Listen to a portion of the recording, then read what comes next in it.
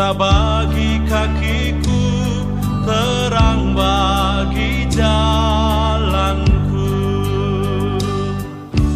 Firman-Mu. Tema kita saat ini cukup menarik, menggelitik, menantang. Ya, perpuluhan atau menyuap Tuhan. Nah, kan gak enak bukan mendengar temanya aja, perpuluhan atau menyuap Tuhan. Saudara, jawabannya kita akan temukan dalam pembahasan sebentar ini. Nah, sebetulnya kita tidak perlu membahas dua kalimat ini atau dua kata ini, perpuluhan atau menyuap Tuhan. Kalau saudara dan saya mengenal Papa, mengenal Tuhan kita dengan benar, maka tidak perlu ada pertanyaan ini, perpuluhan atau menyuap Tuhan. Saya ulangi lagi, jawaban atas tema kita itu akan terjawab kalau saudara dan saya betul-betul mengenal Papa di surga. Bayangkan, selama hampir 49 tahun ini,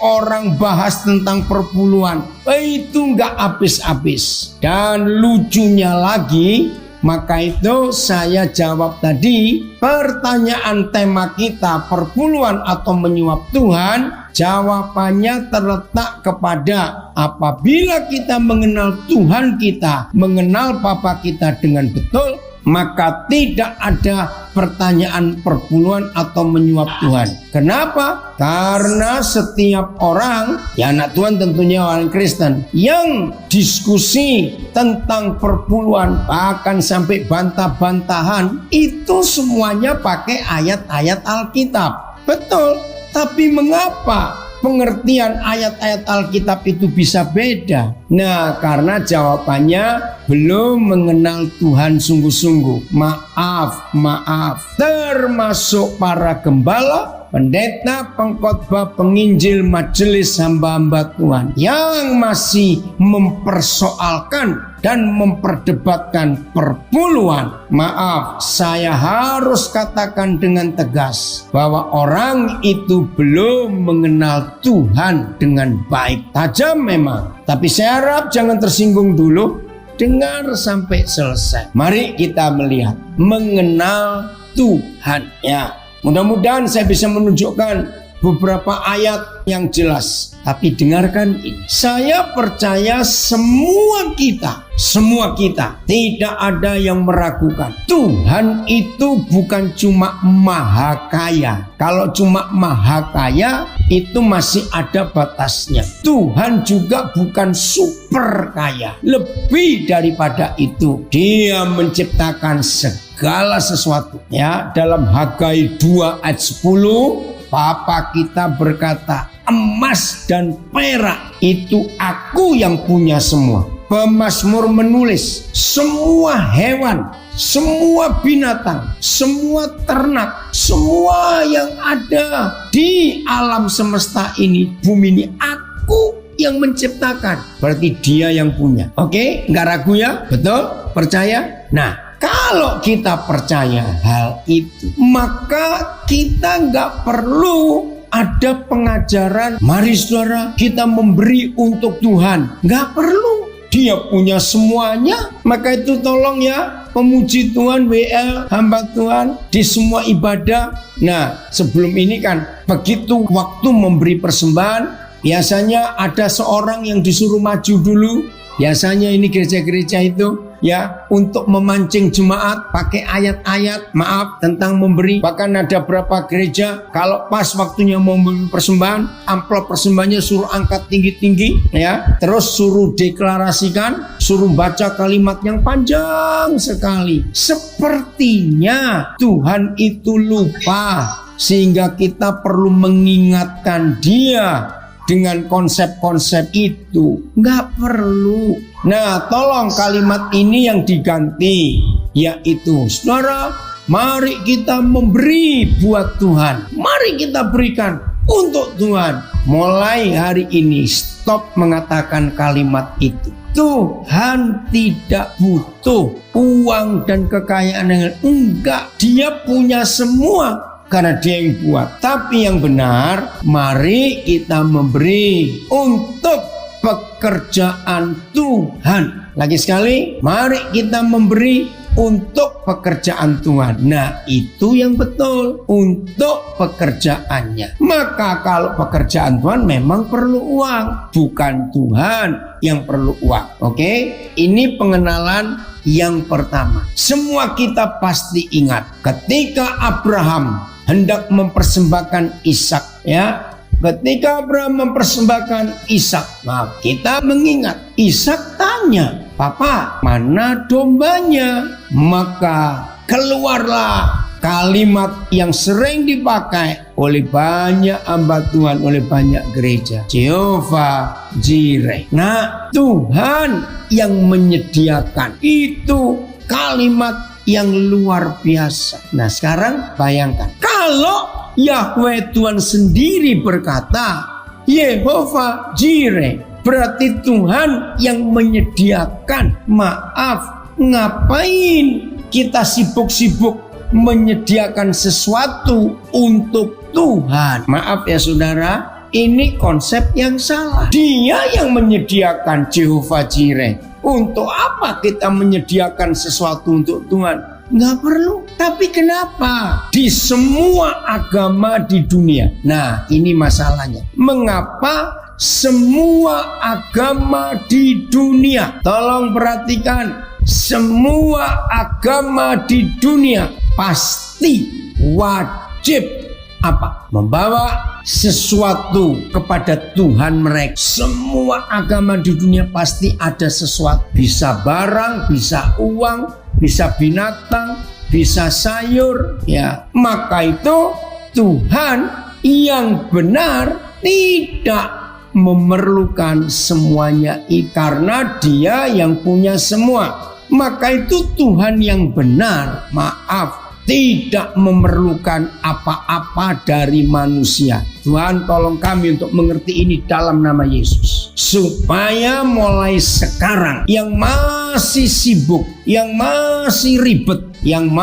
ribut tentang perpuluhan, mulai sekarang stop bicara itu. Karena Tuhan kita tidak perlu apa-apa dari manusia. Kalau saudara tanya, lalu apa yang terbaik yang Tuhan ingin dari hidup kita? Catat Roma 12 ayat 1 dan 2. Yang terbaik yang kita mau berikan kepada Tuhan dan Tuhan kita paling suka adalah persembahkanlah tubuhmu. Hidup ini persembahkan kepada Tuhan. Nah, itu yang suka. Jadi bukan uang. Maaf ya saudara, tolong rekan-rekan hamba Tuhan jangan kaget dulu, tapi percayalah bahwa ini kebenaran. Tidak mengembalikan perpuluhan pun Tuhan tidak menuntut. Tidak memberikan korban buah sulung pun Tuhan tidak menuntut. Enggak, serius. Nah, pengenalan yang berikut ini yang merusak. Awas, kalau kamu tidak mengembalikan perpuluhan, kamu terkutuk nanti. Lihat ada belalang-belalang yang akan merusak hasil panenmu. Wah, itu khotbah-khotbah yang selalu nakut-nakuti, selalu mengancam, intimidasi, teror. Awas kalau saudara tidak mengembalikan perpuluhan milik Tuhan. Awas, nanti akan rusak usaha saudara. Saudara akan bangkrut. Ini luar biasa menakutkan. Seolah-olah Tuhan mata duitan, seolah-olah Tuhan butuh uang dari kita. Maaf saudara, stop menakut-nakuti jemaat dengan firman itu. Nah, kenapa ini semua terjadi? Karena tidak mengenal Tuhan. Kalau mengenal Tuhan nggak begini. Sungguh. Jadi Papa kita tidak perlu apa-apa dari kita. Yang Dia minta cuma satu, persembahkan tubuh ini, ya, menjadi persembahan yang hidup, yang kudus dan yang berkenan kepada Tuhan. Persembahkan tubuh ini. Luar biasa Tuhan. Itu jauh lebih penting daripada uang. Maafkan saya kalau ada rekan-rekan saya yang belajar ini masih sibuk tentang perpuluhan. Biarlah hari ini kita semua disadarkan bahwa itu tidak penting. Yang penting adalah hidup kita ini yang Tuhan minta dari kita. Nah, pasti ada yang tanya, lalu bagaimana keperluan pelayanan hamba Tuhan itu bagaimana? Saudara, saya harus bukakan firman ini. Ada konsep yang salah di dalam beberapa sinode gereja yang menganjurkan semua pelayan di gereja sinode itu tidak boleh bekerja secara sekuler atau kerja untuk cari nafkah. Tidak boleh. Diwajibkan untuk full time. Aduh, maaf saudara. Ini yang membuat hamba-hamba Tuhan yang tidak boleh bekerja, tapi hidupnya kan perlu makan, anak-anak perlu biaya sekolah. Terus bagaimana caranya? Nah, maka itu maaf, akhirnya dicarilah ayat-ayat Alkitab yang bisa dipakai untuk menggerakkan jemaat memberi. Maaf saudara. Nah, ini konsep yang salah. Mari kita lihat Kisah Rasul 20 ayat 33 sampai 35. Kisah Rasul 20 ayat 33 sampai 35. Inilah firman yang harus dipakai oleh gereja, oleh hamba-hamba Tuhan, para gembala, para pengkhotbah. Harus ada pekerjaan sehingga tidak memberatkan jemaat. Kisah Rasul 20 33 sampai 35. Tolong dicatat ayat ini. Dan lagi sekali, bukan untuk bahan diskusi perdebatan, tidak. Ini Paulus, dia orang hebat. Perak atau emas atau pakaian. Ya, kalau zaman sekarang uang lah ya. Tidak pernah, garis bawahi, tidak pernah aku ingini dari siapapun juga. Enggak pernah. Aduh, luar biasa. Ini Paulus, hamba Tuhan yang hebat. Dia gembala juga. Oke, kamu sendiri tahu. Dia meyakinkan, ini surat kepada jemaat gereja Efesus. Ini perpisahan Paulus dengan para penatua gereja Efesus. Dan setelah itu sampai Paulus menjadi martir, dia nggak pernah balik ke Efesus lagi. Jadi memang mengharukan Kisah Rasul 20 ini. Kamu sendiri tahu bahwa dengan tanganku sendiri aku telah bekerja. Maaf, sinode-sinode gereja yang melarang para pelayan hamba Tuhan di gereja itu untuk bekerja, tapi sinode tidak mencukupi. Katanya harus pelayanan dengan iman, siap menderita. Maaf, harus berubah konsep itu. Kamu sendiri tahu bahwa dengan tanganku sendiri aku telah bekerja. Jadi hamba Tuhan pun harus bekerja untuk memenuhi keperluanku, ya, kebutuhan keluarga, hidup si hamba Tuhan, bahkan keperluan kawan-kawan seperjalananku. Nah, ini Rasul Paulus bisa memberkati. Wih, luar biasa saudara. Hidupnya tercukupi sehingga nggak mengganggu jemaat. Bahkan Paulus bisa memenuhi keperluan tim pelayanan teman sepelayanannya. Ini kan luar biasa, sehingga jemaat nggak terganggu. Saudara, ada satu sinode, ya, setiap 5 tahun mereka mengadakan sidang sinode, ya. Lalu saya sering diundang untuk berbicara. Nah, yang menyedihkan, ya, setiap 5 tahun gereja itu merolling. Jadi para gembala itu dimutasi. Ya, saya nggak tahu apa kriteria mereka memutasi para gembala itu. Nah, setiap 5 tahun masalah yang sama selalu terjadi. Setiap 5 tahun masalah yang sama selalu terjadi. Apa itu? Kasak kusuk jemaat. Mereka sudah mulai buat manuver istilahnya sebelum konferensi 5 tahunan itu. Ini yang mereka minta pada sinode. Tolong jangan kirim kami hamba Tuhan yang anaknya lebih dari 2. Ngerti nggak maksudnya? Karena jemaat-jemaat yang di desa-desa, jemaat-jemaat kecil, kalau dikirim ditempatkan gembala yang anaknya lebih dari 2, bayangkan jemaat aja kecil, Bagaimana memberi makan gembala dengan anak lebih dari 2? Nah, begitu pula si hamba Tuhan. Kasak kusuk di antara mereka. Aduh, mudah-mudahan aku jangan dimutasi, dipindah ke daerah tandus, jemaat yang miskin. Saudara, itu tiap 5 tahun. Sinode itu selalu kembali ke masalah yang sama. Karena waktu mutasi, waktu rolling itu, gara-gara melanggar ayat ini. Kalau gembala-gembala hamba Tuhan seperti Paulus bekerja dengan tangannya sendiri dan bisa tercukupi kebutuhan mereka, maka nggak ada masalah, nggak ganggu jemaat. Jemaat pun merasa tenang. Nah, saya ingin katakan secara psikologis, kenapa ada hamba-hamba Tuhan, gembala-gembala tidak bisa khotbah dengan tegas? Misalnya ada jemaat yang berbuat dosa, tapi itu orang kaya, maaf. Kenapa nggak bisa menegur tegas? Ya karena sungkan, karena orang kaya itu menghidupi dia. Masa dia khotbah tentang dosanya? Maaf ya saudara, ini faktor psikologis. Dan itu wajar. Nah, lanjut.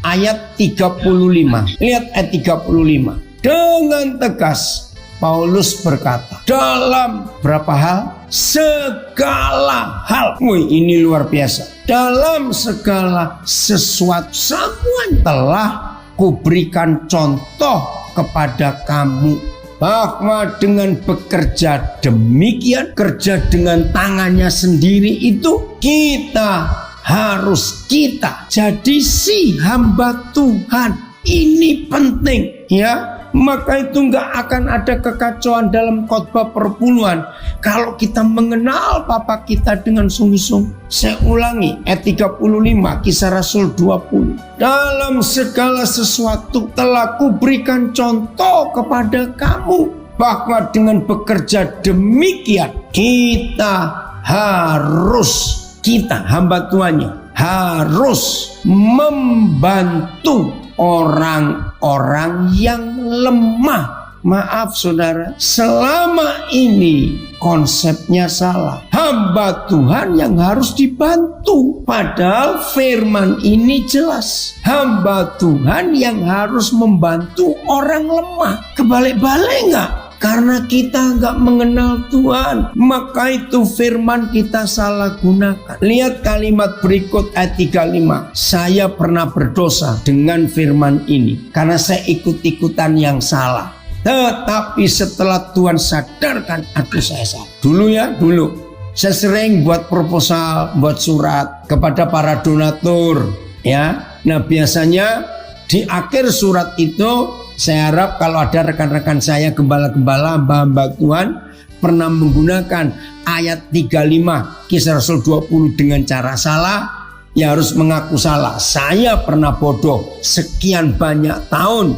Bodohnya saya apa? Saya menggunakan kalimat ini di akhir semua proposal atau surat yang saya buat, dan harus mengingat perkataan Tuhan Yesus. Keren, sebab ia sendiri telah mengatakan. Nah, sepotong ayat ini yang saya sering pakai dulu sebelum ngerti, masih dalam kebodohan. Di akhir surat proposal kepada orang-orang kaya, donatur, saya tambahkan, adalah lebih berbahagia memberi daripada menerima. Jadi maksud saya buat surat untuk donatur, untuk orang kaya, menambahi kalimat ini supaya mereka memberi. Ingat loh, Tuhan Yesus yang ngomong, adalah lebih berbahagia memberi daripada menerima. Ternyata salah besar. Jadi Kisah Rasul 20 ayat 35 tidak boleh dipakai oleh gereja, oleh hamba Tuhan, oleh pelayan Tuhan, minta uang kepada donatur, kepada orang kaya untuk mengingat firman ini. Padahal firman ini adalah lebih berbahagia memberi daripada menerima. Itu justru untuk si hamba Tuhan. Coba saudara renungkan betapa bodohnya kita. Jadi lagi sekali firman ini untuk mengingatkan kami para hamba Tuhan untuk mengingatkan kita para hamba Tuhan harus memberi kepada orang-orang lemah. Bukan hamba Tuhan yang diberi, kita yang memberi. Bayangkan betapa bodohnya kita selama ini menyalahgunakan firman ini. Ampuni kami Tuhan, selama ini salah. Jadi saudara, ayo kita merubah konsep ini. Oke, dengan konsep ini, dengan konsep Kisah Rasul 20 ayat 35, maka hamba Tuhan yang sering khotbah dengan ayat ini, banyak pengkhotbah mengingatkan jemaat, ayo memberi saudara, ayo memberi. Ingat firman ini, lebih berbahagia memberi daripada menerima. Jadi ayat ini jangan dipakai untuk menodong, untuk menodong jemaat yang kaya supaya memberi. Jangan. Nah, lalu ayat ini dibalik. Maka itu saudara, kalau saudara tidak memberi, maka saudara nggak akan diberkati. Nah, ini dia konsep yang salah. Jangan nakut-nakutin jemaat. Sepertinya akan ada bencana, akan ada bahaya, akan ada malapetaka kalau kita tidak memberi untuk Tuhan. Maaf, ini yang luar biasa. Saudara, ini contoh.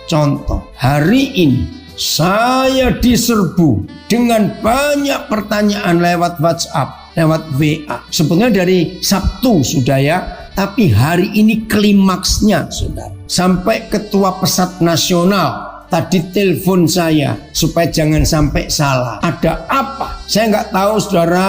Tahu nggak bukan aplikasi ya, sebuah wadah ya untuk mengumpulkan dana. Itu untuk nolong orang-orang susah, orang-orang sakit, orang-orang miskin, orang sakit nggak punya biaya. Nah, akun itu namanya kitabisa.com. Tahun lalu mereka sudah kontak kami tahun lalu. Nah, mereka ingin bantu dengan cara mengumpulkan dana dari banyak orang yang buka akun mereka kitabisa.com. Puji Tuhan, Tuhan berkati. Kami dapat persembahan dari banyak orang. Saya nggak tahu siapa yang mengumpulkan, karena itu ada di sosial media. Dapat 100 sekian puluh juta untuk pembangunan asrama kami. Nah, udah selesai. Terus Desember sebelum Natal mereka kontak lagi. Kami ingin mengajak banyak orang memberi hadiah Natal buat anak-anak di sekolah Bapak. Ya, saya kaget. Loh, kan sudah memberi. Nah, itu kan untuk bangunan asrama. Ya, untuk Natal ini kami ingin berbagi supaya anak-anak itu juga bisa bahagia. Saudara harus tahu loh, pengurus kitabisa.com itu sebagian besar itu muslim. Itu yang kami kaget. Kami dapat lagi hadiah Natal untuk anak-anak sekian puluh juta. Sudah, minggu lalu mereka kontak lagi. Boleh nggak kalau kami teruskan? Maka itu hari Sabtu ada yang kontak saya itu nggak tahu. Ya, kontak ke sekretaris yayasan kami. Dia bilang gini, saudara saya dari Jakarta namanya Yamin. Koden, apa betul Koden buka ini? Loh, itu sudah tahun lalu. Terus dia bilang enggak, ini barusan keluar. Oh ya? Nah, saya baru tahu. Ternyata mereka kontak lagi, minta izin lagi. Boleh enggak kami buka lagi? Saudara, kami nggak minta. Maka itu tadi sampai ketua pesat nasional telepon. Apa betul? Oh iya, ya baguslah. Ketua pesat kami bilang jangan sampai disalahgunakan. Enggak. Sore tadi 5 menit sebelum saya mulai Zoom, ada lagi tanya dari Sungai Yordan Jakarta. Betul itu. Wih, luar biasa. Nah, saya ingin saksikan ini. Maaf kepada saudara-saudara yang melayani, tapi seringkali dalam kesulitan pendanaan. Hari ini rendahkan hati kita. Percayalah kalau ini pekerjaan Tuhan, kita hanya pelayannya, manajernya, maka yang sibuk itu direkturnya. Ngerti kalimat ini? Direktur itu pemilik, itu yang sibuk.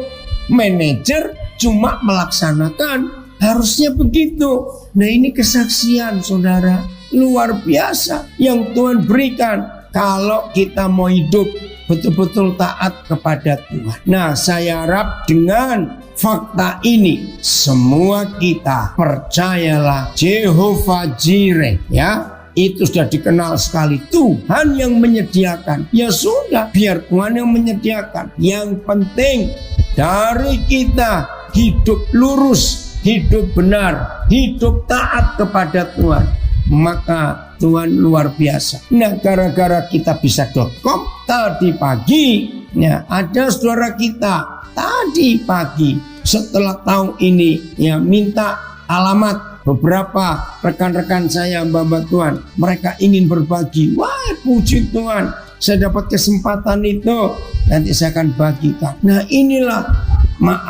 bukti atau fakta. Kalau hidup kita benar, jalan kita benar, maka berkat itu yang mengejar kita. Serius, berkat itu mengejar kita. Ini sungguh-sungguh luar biasa. Saudara, maka itu dalam hidup ini percayalah akan kebenaran firman Tuhan ini, bahwa Bapa yang memanggil kita, Dia yang bertanggung jawab untuk menyelesaikan pekerjaannya. Nah, saya beri satu ayat untuk kita lanjut. Filipi 1 ayat yang ke-6. Ini janji Tuhan yang luar biasa buat kita. Kita pegang firman ini, saudara-saudara, dalam pelayanan kita. Maaf, supaya kita nggak sibuk hanya uang, dan uang. Maafkan saya, sibukkan diri kita untuk menyelesaikan pekerjaan Tuhan. Filipi 1 ayat 6. Akan hal ini, wih keren. Akan hal ini aku yakin sepenuhnya, sepenuhnya, yaitu Ia yang memulai pekerjaan yang baik di antara kamu akan meneruskannya sampai pada akhirnya pada hari Kristus Yesus. Luar biasa. Aku sungguh yakin bahwa Ia yang telah memulai pekerjaan baik di antara kamu, Ia juga yang akan menyempurnakannya sampai pada hari Kristus Yesus. Ya, sama semua. Oke, BIS. Tuhan sendiri yang memulai pekerjaan baik itu padamu, ya. Tuhan sendiri yang memulai pekerjaan yang baik itu padamu, dan saya yakin Ia akan meneruskan pekerjaan itu sampai selesai pada hari Kristus Yesus datang kembali. Luar biasa. MILT, dengan meyakini Dia ini, bahwa Dia yang telah memulai suatu pekerjaan baik di antara kamu, Dia akan menyelesaikannya sampai hari Yesus Kristus. Di dalam hatiku aku yakin bahwa Tuhan yang sudah memulai pekerjaan baik di dalam dirimu akan menuntaskannya pula sampai kedatangan Isa Al-Masih. Puji Tuhan. Jadi maaf ya saudara, segala sesuatu bentuk pelayanan dan pekerjaan Tuhan yang Dia mulai lewat kita, maka Dia yang akan menyelesaikannya sampai sempurna. Jadi jelas, ini yang Tuhan percayakan buat kita. Oke, the passion. Ya, I pray with great faith for you.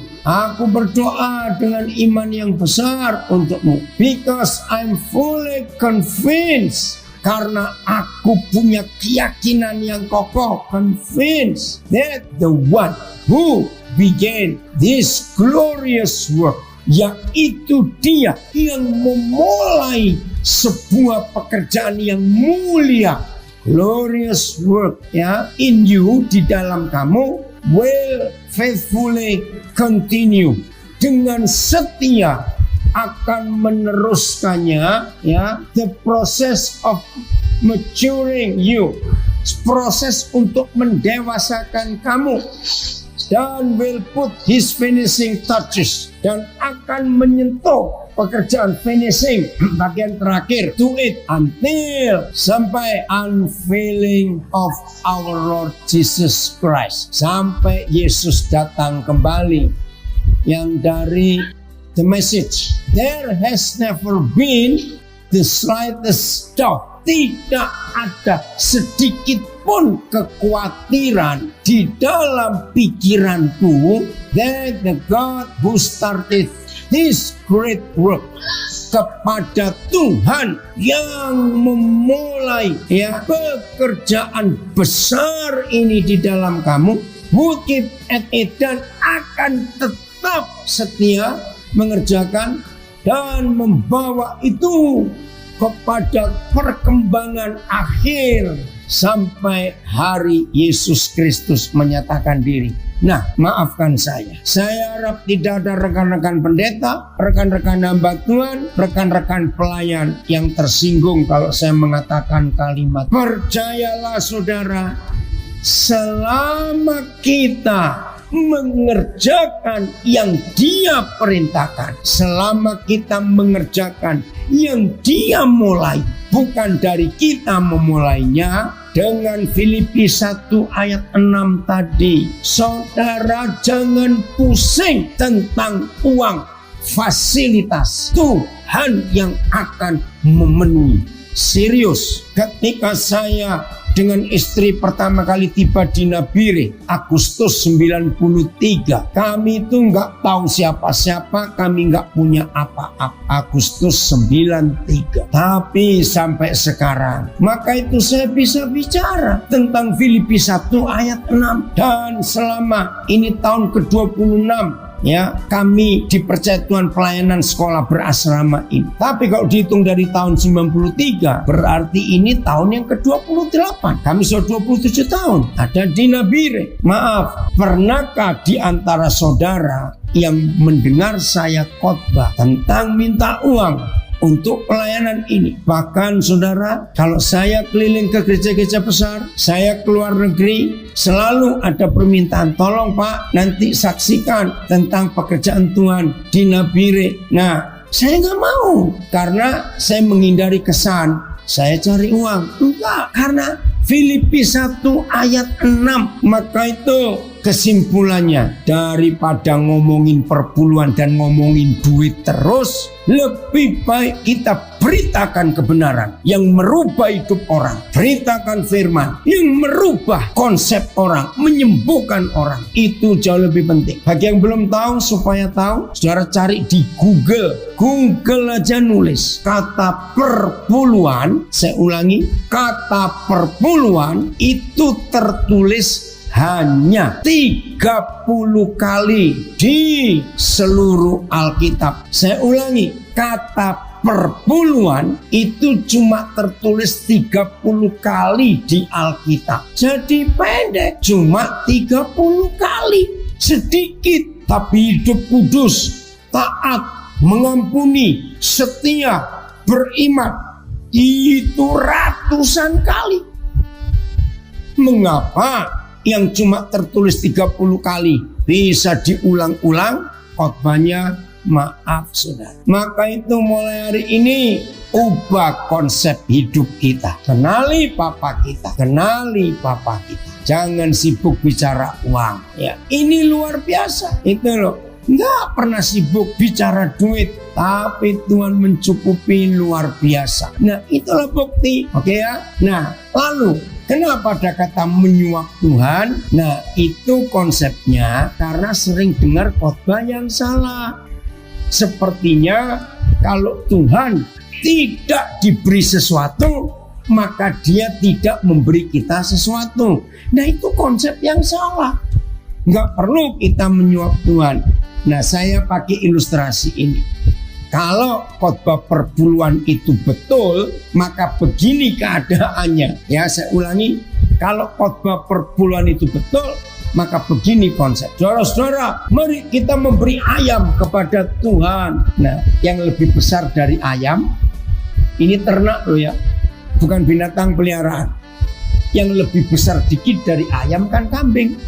Maka saudara, kalau kita memberi ayam, kita akan diberi kambing.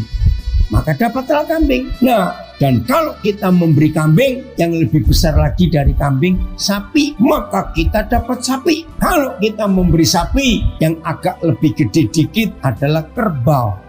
Maaf. Maka kita memberi kerbau. Nah, setelah dapat kerbau, kita beri kerbau. maka dapat yang lebih gede lagi adalah gajah. Nah, setelah dapat gajah, kita memberi gajah, terus mau dapat apa? Ayo, diterus-teruskan, mau jadi apa itu? Maaf ya saudara, ini konsep yang salah. Maka itu mulai hari ini, ayo sadar, berubah konsep tentang memberi itu. Bukan begitu. Apalagi Tuhan yang paling tahu isi hati kita. Mana bisa kita suap dia? Ya nggak mungkin kita menyuap Tuhan, sama sekali tidak. Nah, saya ingin jauh lebih penting khotbahkan pertobatan, khotbahkan hidup kudus, khotbahkan mengasihi, khotbahkan mengampuni, khotbahkan ketaatan. Otomatis jemaat akan memberi dengan sendirinya. Otomatis. Maaf, jemaat itu kalau tahu ya gembalanya jujur bersama istrinya soal keuangan. Dengar baik-baik. Kalau jemaat tahu gembala dan ibu gembala itu jujur soal keuangan, terbuka soal pemberian jemaat, nggak usah jemaat dipompa-pompa, diingatkan untuk memberi, nggak usah. Kalau hidup gembala dan istri gembala benar, jemaat itu tahu sendiri kebutuhannya. Percayalah itu, saya sudah membuktikan. Maka itu saudara, penting sekali dalam hidup ini kita melakukan apa yang tertulis jelas di kitab suci kita, supaya apa yang Tuhan sudah katakan itu terjadi di dalam hidup kita. Jadi lagi sekali, jangan berkata memberi bentuknya karena takut dihukum, takut kena kutuk. Jangan, itu motivasi yang salah. Berilah ya dengan sukarela, maka itu akan berdampak besar. 2 Korintus 8 ya, 2 Korintus 8 mulai ayat 1. Kiranya ayat ini menyadarkan kita. Ayat 1 sampai 5 dulu kita baca. 2 Korintus 8 1 sampai 5. Judulnya menarik, pelayanan kasih. Saudara-saudara, kami hendak memberitahukan kepada kamu tentang kasih karunia yang dianugerahkan kepada jemaat-jemaat gereja-gereja di Makedonia. Lihat keadaan mereka. Saya ingin yakinkan saudara, kalau cuma khotbah perpuluhan, maka jemaat salah. Karena kita belajar kepada saudara kita di Makedonia, bukan cuma perpuluhan yang mereka beri. Lihat ini, selagi dicobai dengan berat, itu kondisi pertama. Dicobai dengan berat, berarti mereka sedang susah. Kedua, dalam pelbagai penderitaan, tapi sukacita mereka meluap. Ini kan aneh. Dicobai dengan berat, 2, dalam pelbagai penderitaan, tapi sukacitanya meluap. Kondisi ketiga, ini lebih celaka lagi. Dan meskipun mereka sangat miskin, catat, enggak cuma miskin, sangat miskin. Sudah sangat miskin, mengalami pelbagai macam penderitaan, sudah mengalami pelbagai macam penderitaan, mereka dicobai dengan berat. Tapi lihat kalimat terakhir ayat 2. Namun mereka kaya dalam kemurahan.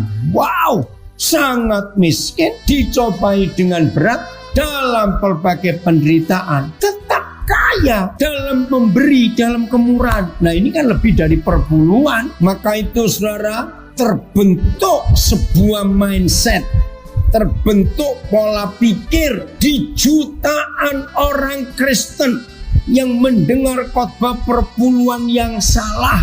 Begini pikiran rusak mereka, asal sudah memberi, perpuluhan, asal sudah mengembalikan 10% dari hasil usahaku. Ini loh rusaknya pikiran jemaat yang dengar khotbah perpuluhan yang salah. Begini rusaknya. Maka yang 90% itu aku mau pakai apa saja. Tuhan tidak boleh protes karena aku sudah memberi 10%. Sadis, ini yang merusak khotbah-khotbah perpuluhan yang salah. Maka itu saya bandingkan dengan 2 Korintus 8. Beda jauh. Dalam kondisi sangat miskin, dicobai dengan berat, dalam pelbagai penderitaan, sukacita mereka meluap dan mereka kaya dalam kemurahan. Ayat 3, aku bersaksi bahwa mereka telah memberikan menurut kemampuan mereka, bahkan melampaui kemampuan mereka. Orang Jakarta bilang ini gila. Bagaimana dalam kondisi sangat miskin, dicobai dengan berat dalam berbagai penderitaan, mereka bisa memberi melampaui penderitaan mereka. Ayat 4, dengan kerelaan sendiri mereka meminta dan mereka mendesak kepada kami sampai Paulus sungkan, karena Paulus tahu mereka itu lagi sangat miskin, dicobai dengan berat dalam berbagai penderitaan. Tapi mereka mendesak Paulus supaya mereka juga beroleh kasih karunia untuk mengambil bagian. Bayangkan, mendesak Paulus untuk menerima persembahan mereka.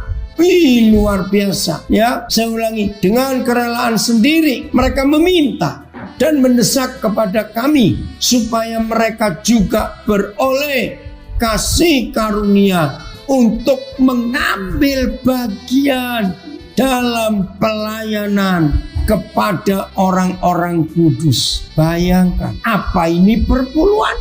Lebih. Tuhan tolong supaya kami berubah. Maka itu rekan-rekan hamba Tuhan, stoplah ngomong soal perpuluhan, terlalu kecil. Kalau cuma 10%, semua ini milik Tuhan, semua ini untuk Tuhan. Ajari jemaat untuk tidak pelit, hanya memberi 10%. Ajar. Tuhan memberikan segala-galanya, maka kita tidak boleh takut dalam hal itu. Maka itu ini yang harus kita kerjakan dalam hidup kita. Hebat sekali. Ayat 7. Maka sekarang, sama seperti kamu kaya dalam segala sesuatu. 1, kaya dalam iman. 2, kaya dalam perkataan, arti memberi nasihat. 3, kaya dalam pengetahuan, ada knowledge. Kaya dalam kesungguhan untuk membantu. Kaya dalam kasihmu terhadap kami. Demikianlah juga hendaknya kamu kaya. Catat, demikianlah hendaknya kamu kaya dalam pelayanan kasih ini. Jadi bukan cuma 1/10, berikan. Luar biasa saudara. Kalau kita mau sungguh-sungguh hidup di dalam jalan Tuhan, yaitu berikan semuanya, nggak cuma 10%, terlalu kecil. Jelas ya? Maka itu setelah kita belajar firman ini, maka jawabannya perpuluhan sama sekali tidak penting. Yang penting itu taat supaya kita hidup kudus dan berkenan kepada Tuhan. Saya ulangi, setelah kita mendengar penjelasan ini, perpuluhan sama sekali tidak penting, sebab Tuhan mau 100%, enggak cuma 10% itu milik Dia. Maka yang penting adalah taat supaya kita kudus, supaya kita berkenan, supaya kita mengasihi dan rajin mengampuni. Maka kalau itu terjadi, hidup ini luar biasa saudara. Maka itu khotbahkan kebenaran itu. Ayat terakhir mulai 12 ya. Sebab jika kamu rela untuk memberi, maka pemberianmu akan diterima. Kalau pemberianmu itu berdasarkan apa yang ada padamu, bukan berdasarkan apa yang tidak ada padamu. Saya akan uraikan dikit ayat ini. Sebab jika kamu rela untuk memberi, maka pemberianmu akan diterima. Nah, orang yang sudah memberi 10%, maka nggak akan rela memberi lagi yang lain. Karena sudah merasa cukup, sudah memberi kok. Nah, kalau pemberian itu berdasarkan apa yang ada padamu. Nah, kalau cuma 10%, yang 90% kan masih ada padamu. Ayo, nggak diberi. Bukan berdasarkan apa yang tidak ada padamu. Nah, ini hukum yang luar biasa. Ayat 13. Sebab kamu dibebani bukanlah supaya orang-orang lain mendapat keringanan, tetapi supaya ada keseimbangan. Wah, ada balance dalam hidup ini. Maka hendaklah sekarang ini kelebihan kamu mencukupkan kekurangan mereka, agar kelebihan mereka kemudian mencukupkan kekurangan kamu. Ulangi, supaya ada keseimbangan. Jadi tujuannya supaya ada balance, ada keseimbangan, saudara. Nggak pincang, nggak yang kaya makin kaya, yang miskin makin miskin, tidak. Maka itu ayo mulai hari ini saudara dan saya betul-betul hidup menggunakan firman yang benar. Jangan menggunakan firman untuk cari keuntungan buat diri sendiri. Maafkan saya bicara ini. Jangan. Gunakan firman untuk kemuliaan Tuhan, bukan untuk keuntungan diri sendiri. Jadi tema kita, perpuluhan atau menyuap Tuhan. Jawabannya dua-dua tidak. Perpuluhan tidak penting, nggak mengembalikan pun nggak apa-apa, karena yang Tuhan minta 100% dari hidup kita. Menyuap Tuhan nggak perlu lagi. Kenapa kita harus suap Tuhan? Dia tahu isi hati kita. Dia nggak mau kita pura-pura. Oke ya? Tuhan Yesus memberkati kita semuanya. Puji Tuhan. Ayo kita semua jadi pelaku firman. Firman-Mu pelita bagi kakiku, terang bagi jalan.